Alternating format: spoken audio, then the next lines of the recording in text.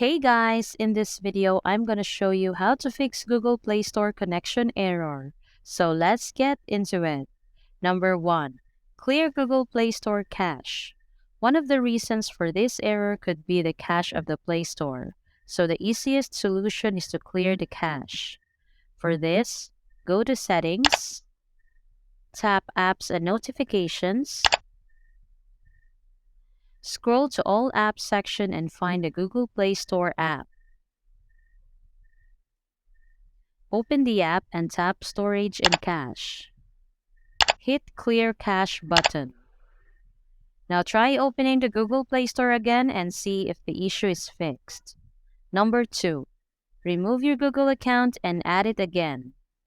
For this, go to Settings, tap Accounts, and remove your Google account and add it back. This method might be able to fix most of the errors. If none of the methods work for you, the last method would be to reset your device. Before you do the reset, make sure you take a backup of all the personal files and data. So that's all for this video, guys. If this video was helpful, please give us a like. And don't forget to subscribe to our channel so you don't miss out our new uploads. Thanks for watching, and I will see you in the next one.